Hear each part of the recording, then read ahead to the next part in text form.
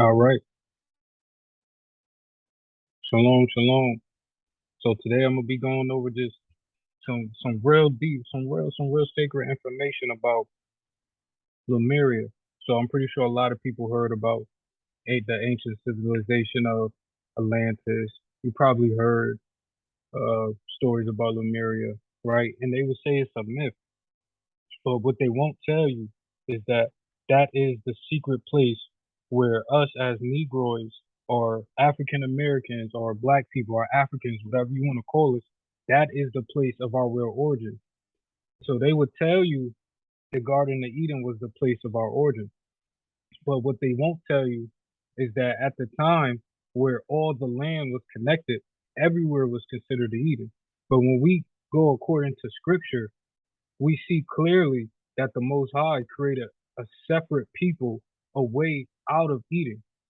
So when we read scripture, we learn that the Most High did not create his people in Eden, right? He created them on the east of Eden, but we're going to go into that. So, but to understand this is going to be hard if you have a Western indoctrinated mindset, which most people do. So, in order to get past that, you have to kind of bite your lip a little bit, and it's okay to have questions. Write your questions down. Um, but you'll have to let go of religion. This is not about religion. So what scriptures are, what we read as the Bible, is strictly instructions on how to live, right? The Bible has nothing to do with religion. But also when we are reading the Bible, we have to understand that the Bible is about our people. It's about the downfall of our people, right? I'm gonna be real. It's about where we began and how we ended up where we are now. And it's a summary. It's a summary of events that took place over millions of years, right? We understand that when we are able to translate languages into the root language, then we start to get what's going on, right? The Bible is not based upon linear, it's based upon unlinear, which means that things don't happen in a list form. Things happen at various times. So we can start. So what I'm gonna be reading out of is the Sefer. This Sefer has all of the books in the Bible, right?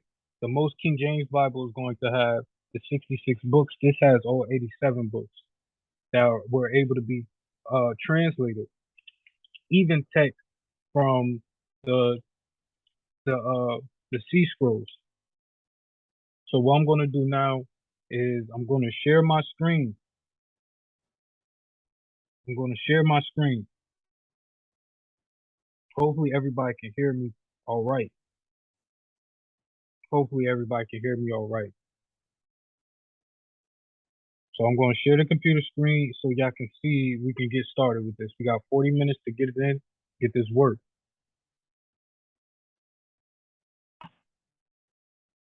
Because I want y'all to see, and I'm going to show y'all exactly where it is. I'm going to bring up all the proof. First, we're going to go into scripture. And then after we go into scripture, I'm going to show you all the proof. Because we have to be careful, right? Is because they're going to give you false information and misinformation to lead you. The first thing we have to understand is that everything is one. Everything is one. Everything becomes confusion once you start to divide it up. Because then when you divide it up, people can add other things and things that weren't meant to be tampered with. Right? So go ahead, let's get it jumping. All right, so as I'm sharing my screen, I want to show you that this is what I'm reading out of. This is called the Sefer. On this side, these are the Hebrew translated names. So you would see Judges, right? You would see Genesis, Berashit, which means book of beginning, not the beginning. So this isn't the beginning of all time, it's the beginning of our time, right? So the reason why I read out the Sefer, the collection of the Sefer sets forth the name of the and makes references to our Creator as He identifies Himself to us in His holy book and restores the names of people, places found in the original Hebrew tongue, which have been translated into English, right? We have made mention here of the name of Yahweh. The name is a name that went unmentioned for over 2 millennia, right? So they literally have hid this information from our people, right? They'll tell you God, but we don't believe in God. The reason why? Because in the English, God is the name of a title. But when we search and we read Enoch, we learn that God is actually the name of a fallen one. But we not we that's a conversation for another video, right?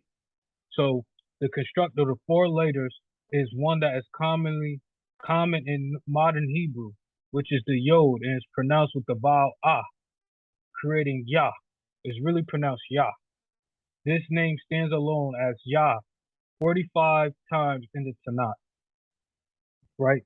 So, in other words, this this book, they have translated all the information that you're going to see has been translated out of the Dead Sea Scrolls and out of original text of ancient text, Hebrew text, right? So let's get started. So where we're gonna go first is we're gonna go to Bereshit. Book. The book is book of beginnings, not the beginning, right? These are the names. These are titles. These are names. Elohim, we're gonna describe what all of those are. So let's go ahead. Just zoom me out. All right. Let's get it in. So now, in another video, we'll go over all of this and what did this mean, what this means, and the description. We could break down the description, but for this video, we're gonna stay on track, right? So now, when we are talking about where we were created, right? We have to remember you have to read scripture. You have to read scripture,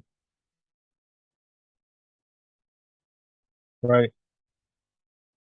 So now, right here, right here,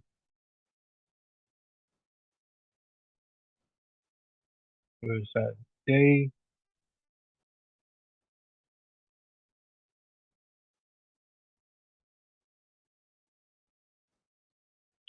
Right here, it says Elohim. Now, what an Elohim is, what you would call an angel, is a messenger, right? The word angel just means messenger, right? So now, when we see Elohim, Elohim is a, how do I describe it? I'm going to describe it and make it simple.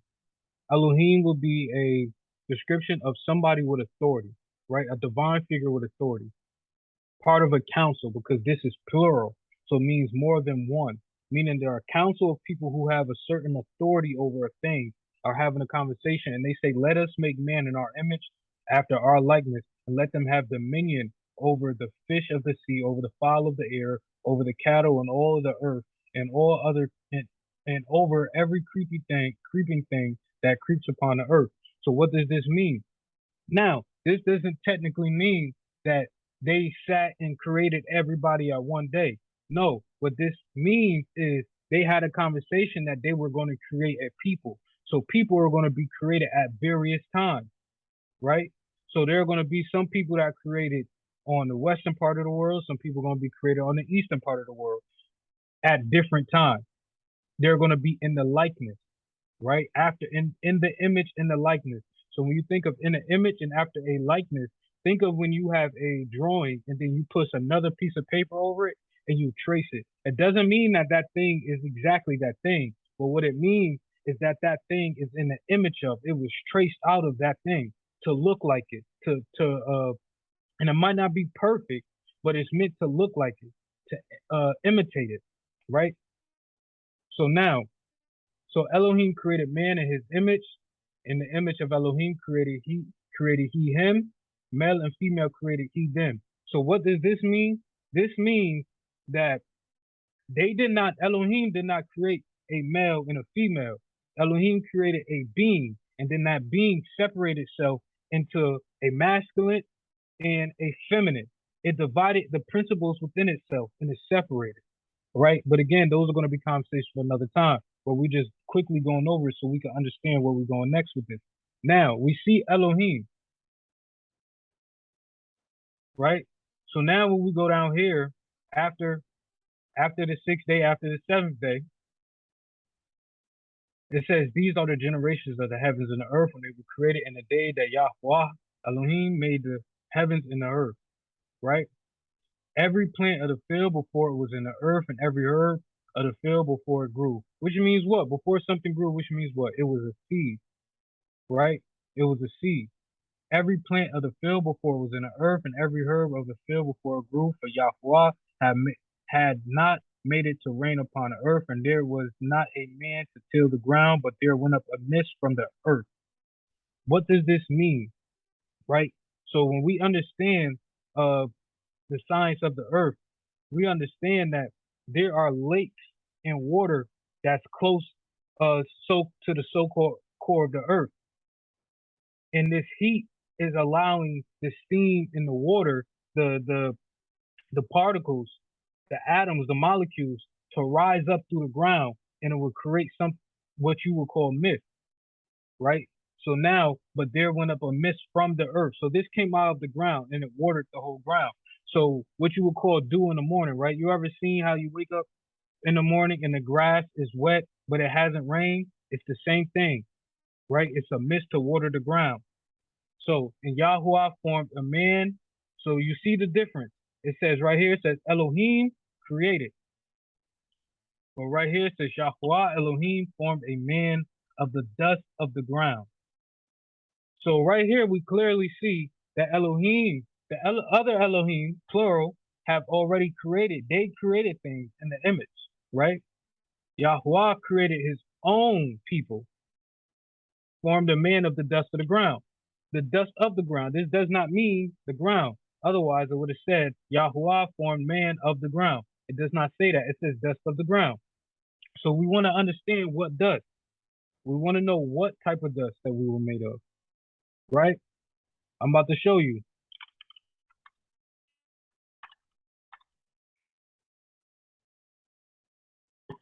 It is totally 100% true. Nearly all elements in the human body were found in a star, and many have come through several supernovas, right? So how much? They said, thus the amount of stardust atoms in our body is 40%, since stardust atoms are the heavier atoms, are the heavier elements. The percentage of star mass in our body is much more impressive. Most of the hydrogen in our body floats around in the form of water. And what did they say? They said 90% or 80% of our body is water, even though there's more than 40%, right? New humans really are made of stardust, and a new study proves it. 2017, right? We are made of stardust from old supernovas, right? So now when we go back to here, we know what type of dust now what we are made of. When you look up the elements in the star, you would know you have copper in your body, iron in your body, gold in your body, silver in your body. Not only that, but your melanin itself, it's a electric ether. It's like a battery. It absorbs sunlight and it stores it, right? But again, that's going to be a conversation for another time. So let's stay on track. So now, Elohim formed a man of the dust of the ground, stardust, which we just read, and breathed into his nostrils the breath of life, and the man became a living soul. What makes something a living soul? Consciousness, awareness. Because consciousness and energy is the same thing. It cannot be created and it can't be destroyed. It always was, it always is, and it always will be. Right? So Yahuwah planted a garden eastward in Eden. So I read out the scripture, the sefer I have.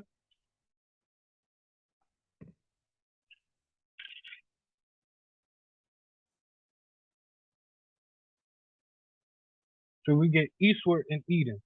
So now I will have to share my phone. I'm going to share my phone screen in a little bit so I can show you where at, right?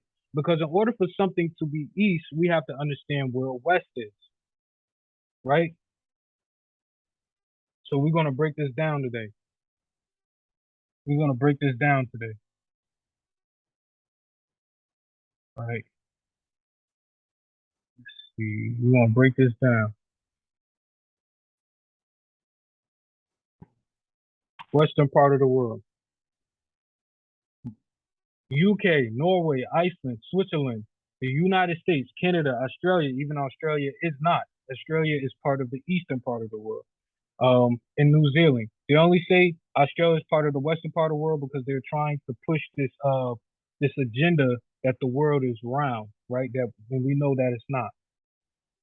Because in order for something to be circular, it cannot have corners. And Yahweh said that he scattered our people to the four corners of the earth, right? So we see here, these are the western parts of the world, the western parts of the world, right? So now, in order for if Africa is on the eastern part of the world, wouldn't that mean that Russia and Europe is part of the eastern part of the world too? That would make sense that it is.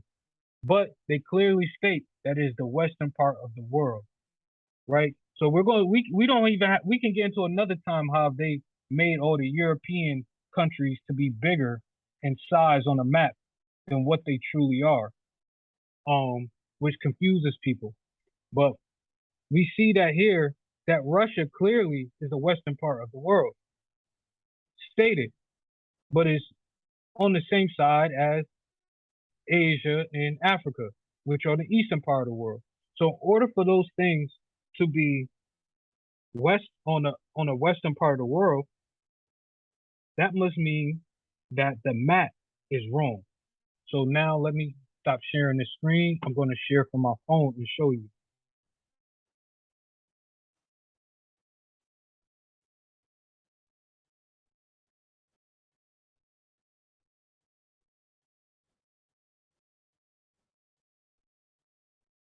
So now again, in order for Russia to be in Europe, which is in Russia, in order for it to be on the western part of the world, we cannot look at the map like this, but instead we have to look at the map like this, which makes sense. Because the Hebrew we write is written from the right to left. It is written from the right hemisphere of the brain to the left. So it would make sense that these things are on the right. The places of our people are on the right. And now it makes more sense. Now the United States being on the western part of the world makes more sense when we look at that. Break it down. Now, when we are talking about in the scripture, I'm going to read scripture. I'll show it when I share my screen back. Now, when we are talking about where they were created, it says Yahuwah formed a man out of the dust of the ground, breathed into his nostrils the breath of life, and the man became a living soul. Yahuwah planted a garden eastward in Eden. Eastward, eastward. This will be eastward, right here. This will be eastward, eastward and Eden. This will be Eden because all things was together, and he planted a garden eastward in Eden. This will be eastward. Now, in order, if it was created right here, eastward would be right here. But according to scripture, we didn't even come across Iraq yet until they traveled from the east. They traveled from the east. The first time we see anywhere, any place in this section in scripture was Nimrod, and when they traveled from the east to build the Tower of Babel, right? AKA Ur,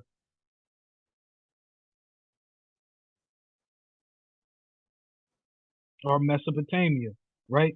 So this only makes sense right here, eastward in Eden, right? Let's keep going. And he says, and out of the, and no, we skip that.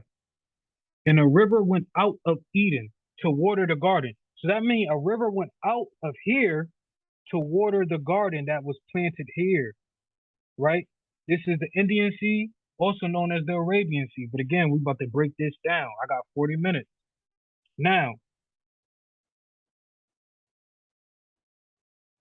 it went out from Eden to water the garden, right? And from thence it was parted and became into four heads. So let's read this again. A river went out from Eden, and from there it was parted. So from here it was parted. So people think that the ocean breaking into four rivers tell you where Eden is, but it's really the rivers at its root, because the rivers came out of Eden to water the garden, and it was in four heads. So over here, over here, over here, and a one somewhere over here, right? And it says, Yahuwah took the man and put him in the garden to dress it. So now we have something totally different, right? We have something totally different. We have this over here.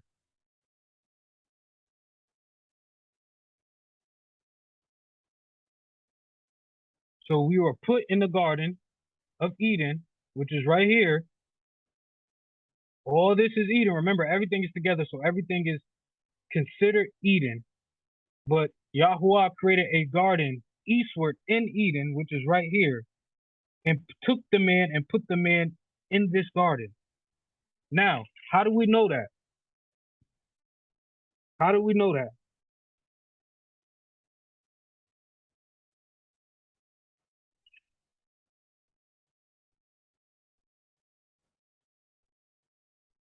It's because when Cain was kicked out of Eden, he said he went forth from the presence of Yahuwah and dwelt in the land of Nod on the east of Eden, which is right here, India.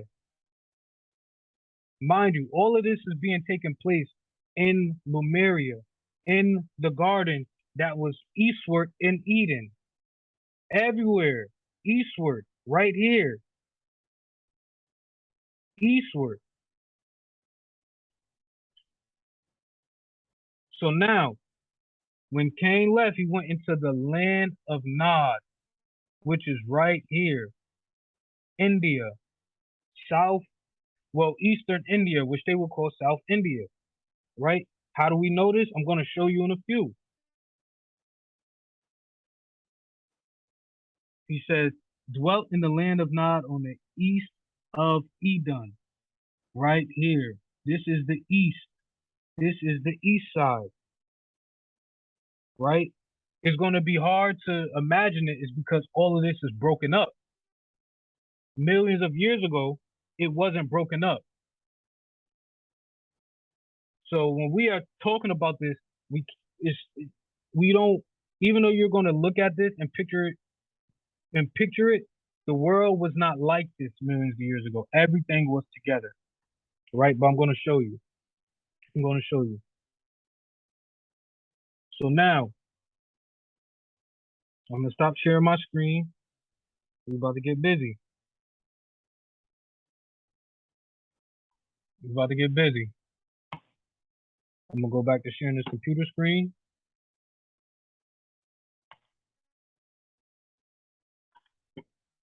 Right? So now when we Google South India, we're going to understand, right, that South India is right here. I just showed on the map how when we look at the map in the correct way, that this is the east of Eden. This is the east of Eden. All land was considered Eden, and Lemuria was eastward in Eden. This whole area is considered Eden. Lemuria was eastward in Eden, and Cain left out the east of Eden, dwelt in the land of Nod on the east of Eden, right here. This is the land of Nod right here,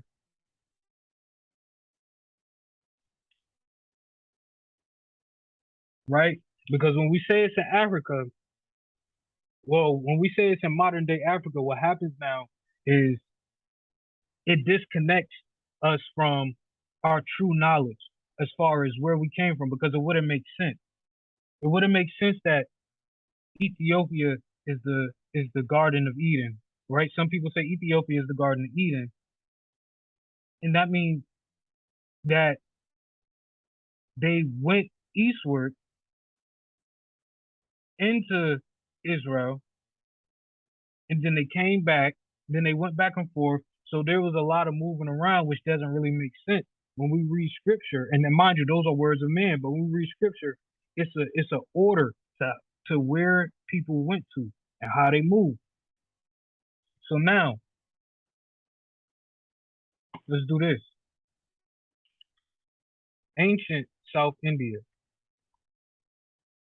Ooh, hold up. Ooh, ooh. This is ancient South India. Ooh, which in reality is East India,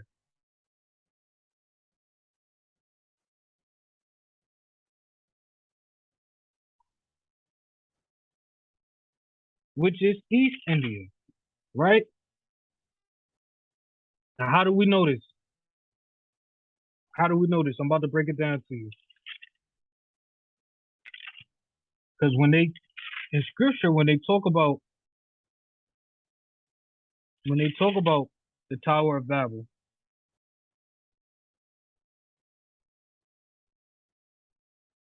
I'm break it down for you right now. When they talk about the Tower of Babel, they said that they traveled from the east.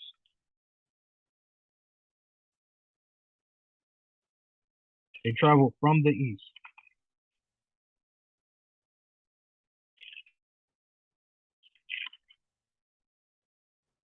It says, Bereshit, chapter 11, and the whole earth was of one language and of one speech. And it came to pass as they journeyed from the east.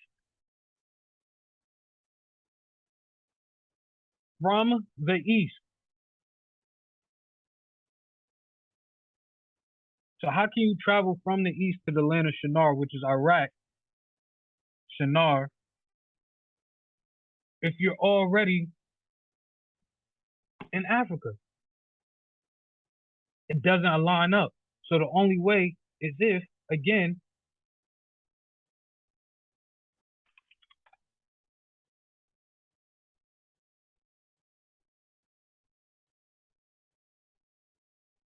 so again, the only thing that would make sense is if the east, what they say is the east, if you turn the map, this is the east.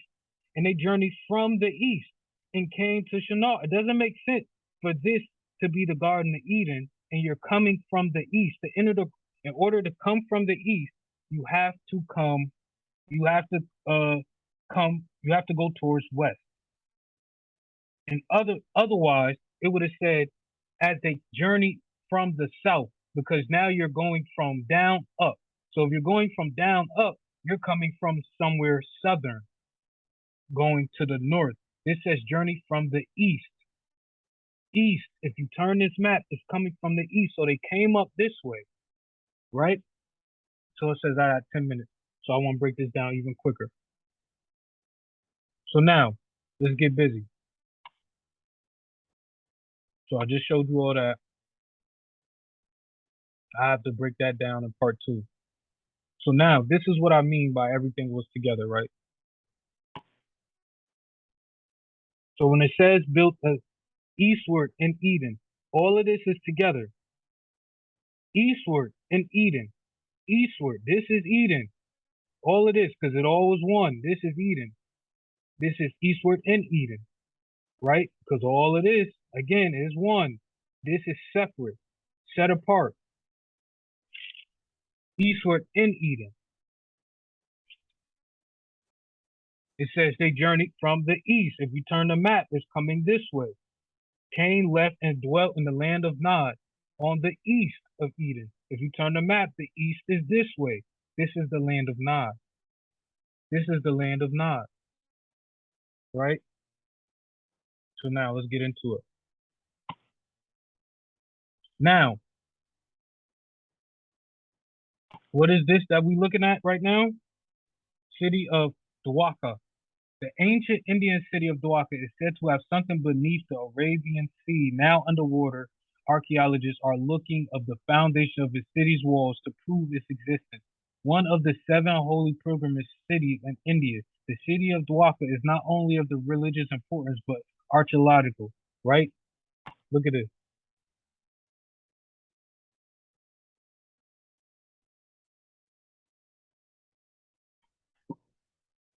So now, when we go back,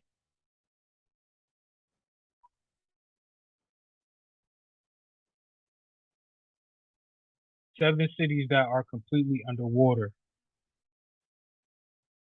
Dwaka, India, also known as the Gateway to Heaven, reportedly discovered in 1988, submerged around 100 feet beneath the Gulf. Underneath ancient structures, grids, pillars, and ancient artifacts were found, while some are of the view that the city might be at least 10,000 years old. Come on now. Others opine that the city would be 5,000 years old. Come on now. So where's the Arabian Sea? We got to make sense of this now.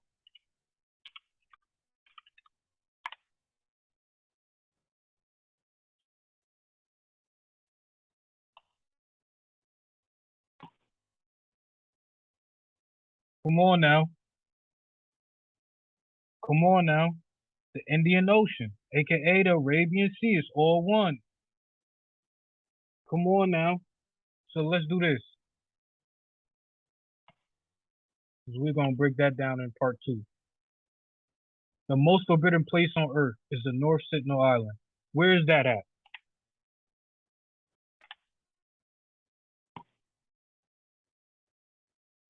Where is that at? Let's see if we can get an overview. Because it's in the same sea of melanated people. Look at this.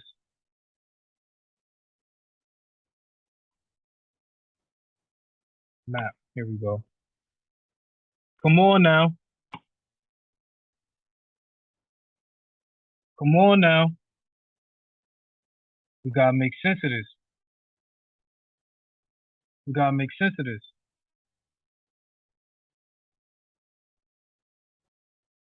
We gotta make sense of this. It is a forbidden island that people are not allowed to go to.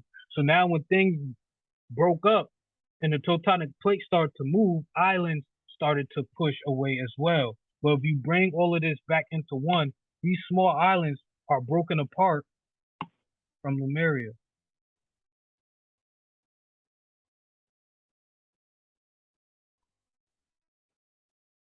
Now, this is also proved that new fossil links Madagascar's lemurs to India, which means there had to be a bridge for them to cross over for the same lemurs of Madagascar to be in India, right? Now, this is also saying for years there's been a debate about Adam's Bridge, right? Adam's Bridge connects India to Sri Lanka. Peep this.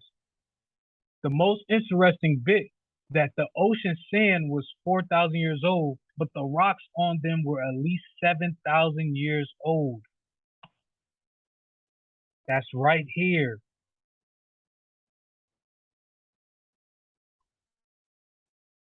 That will be right here. This little island right here. That would be right there. So there were other stones that are 7,000 years old, which means 3,000 years older than the sand that it was on. So there is proof that there had to be land right here. North Sentinel Island is right here. There was land connecting this, attached to this, right? But again, we're going to finish everything in a part two because it's about to end. I got 10 minutes left. So this was just part one. In part two, we're gonna clean it all up. We're gonna do a quick review over everything, and then we're gonna even get even deeper into it as far as where the true Noah's Ark is, because it's not in the Mount Ararat, it's in the mountains of Ararat, which is in Australia.